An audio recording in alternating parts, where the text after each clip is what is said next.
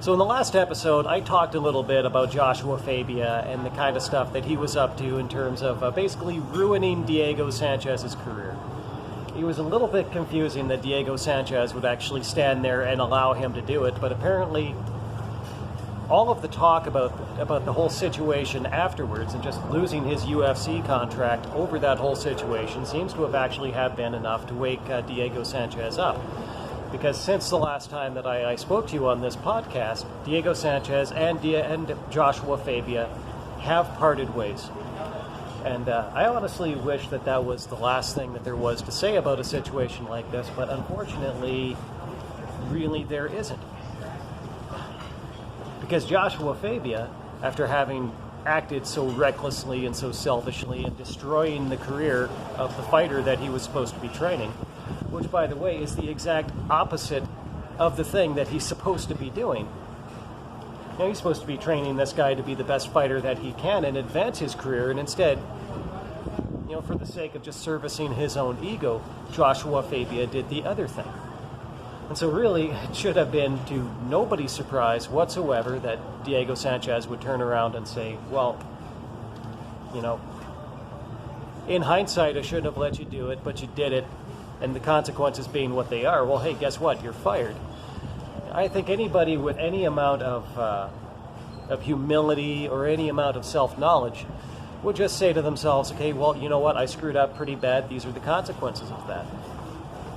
But Joshua Fabia, it turns out he is not that kind of a guy. So what Joshua Fabia did pretty much immediately after that was he turned around, he went out into the media, and he started to absolutely bury Diego Sanchez. Came out and started to say all sorts of things that, may or may not be true. I don't know Diego Sanchez all that well, so I don't know if some of these things are true. I don't know if he's I don't know if he's an addict. I don't know if his relationship with his kids or with his ex-wife or anything like that is bad. I don't know about these things.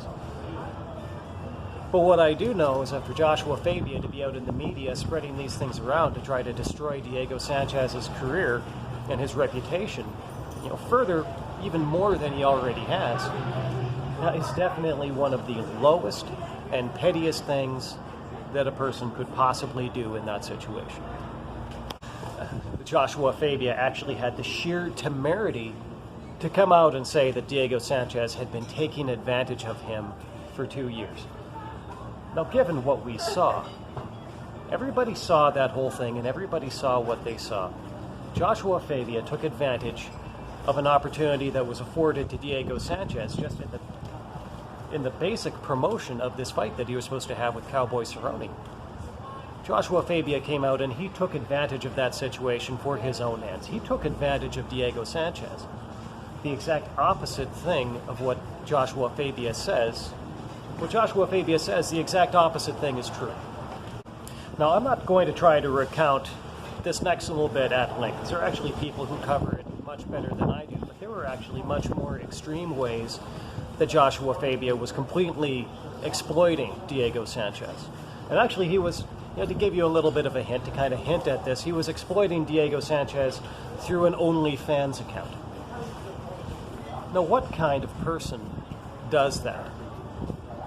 If you're a trainer and you're supposed to be training professional fighters, how on earth do you think that that's an acceptable way to exploit your fighter? Actually, I think in a lot of ways it strikes me as a pretty risky thing. So as Chael Sonnen said a little bit earlier this week, there's obviously what you would call some man code issues here related to this entire thing. What Joshua Fabia has done to Diego Sanchez is just something that you just do not do. And so it seems to me that when you do something like that within the MMA community, there really is a built-in way to settle this. And I honestly think that Joshua Fabia, he owes Diego Sanchez a fight. Now, I don't know where something like that could happen.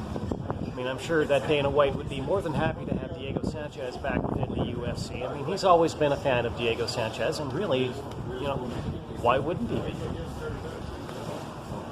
The guy's a great fighter. That's what promoting great fighters is what Dana White does. But it is also pretty obvious that Dana White doesn't want anything at all to do with Joshua Fabia. Honestly, who in their right mind would?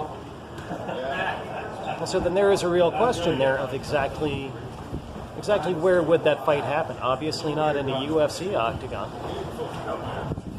Maybe Bellator would be happy to show it. Maybe they might go off someplace in Japan and have that. But I do think that Joshua Fabia owes that to Diego Sanchez after what he's done. And I think that a lot of people will enjoy watching watching Joshua Fabia, get what he has coming to him now in this situation. I know that I definitely will.